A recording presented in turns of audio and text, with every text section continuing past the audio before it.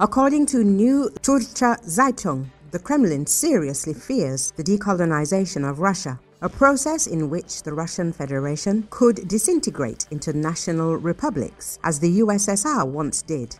Entire regions and national republics could secede from Russia. Despite declarations of multinational unity, a crisis is brewing within the country, from the Caucasus to Siberia.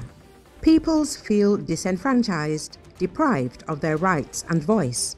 A number of experts argue that Russia is not a fully-fledged state, but is held together by force and FSB repression by a large number of disparate republics. Putin publicly calls Russia a multinational state, but in reality, Moscow is purging any manifestation of national identity. Education in native languages has been reduced to 1 hour a week. Young people are effectively losing touch with their ancestral cultures, and the new holidays of the peoples of Russia merely mask assimilation.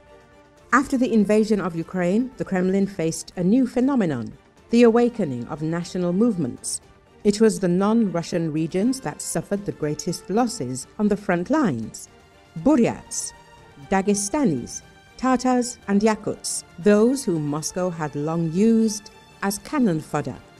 Now more and more people understand that their peoples are fighting not for themselves, but for foreign imperial ambitions. According to researchers, the regime fears that any local conflict could spark a spark and therefore ruthlessly suppress any national movement.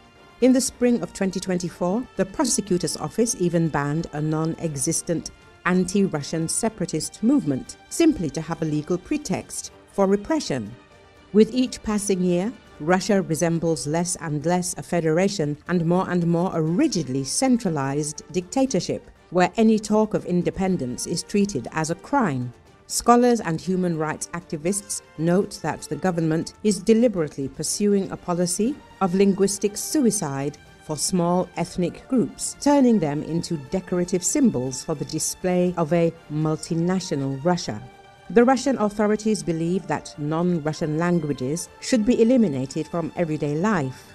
These new holidays only reinforce the tendency to turn national minorities into objects for display. The most famous example is Chechnya. In the early 1990s, it twice attempted to secede from Russia. Moscow responded with 2 bloody wars that claimed the lives of hundreds of thousands of people and completely destroyed Grozny.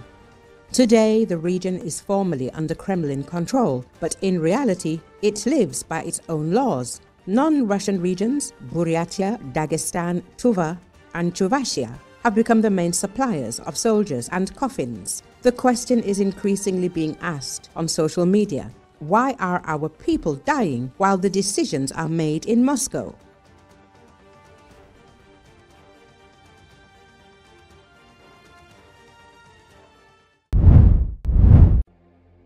U.S. President Donald Trump became the first sitting president in nearly a half-century at a regular-season NFL game, attending the Washington Commanders contest against the Detroit Lions on Sunday.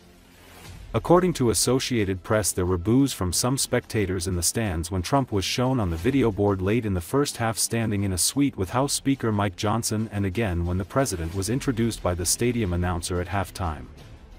The jeering continued while Trump read an oath for members of the military to recite as part of an on-field ceremony during the break in the game.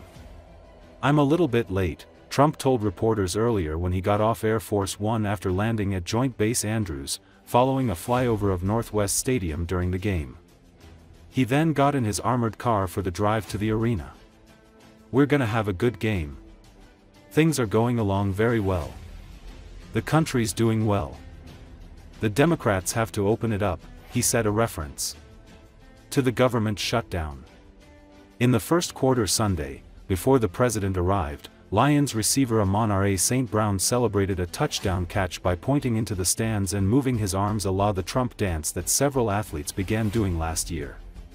The White House said several cabinet secretaries and Republican Senator Steve Daines of Montana also were scheduled to attend. Only 2 other times did a president go to an NFL game during the regular season while in office, according to the league: Richard Nixon in 1969 and Jimmy Carter in 1978.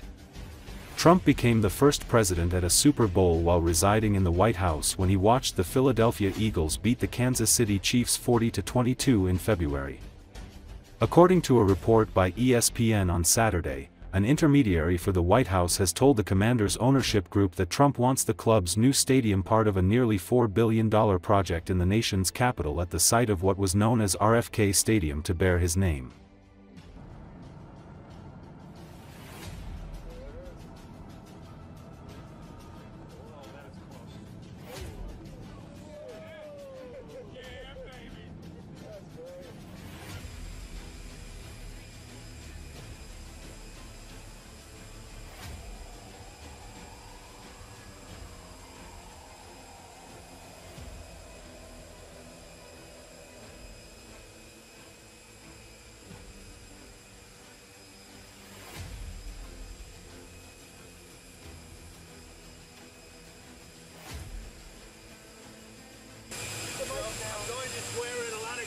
Right now, I'm a little bit late. I just want to say, was that the greatest flyover ever? Nobody's ever done a flyover like that. So these are the best pilots in the world. They say whoever flies Air Force One, the best pilot. And we just saw that. That was great. So we're going to have a good game. Things are going along very well. Country's doing well. The Democrats have to open it up. Thank you very much.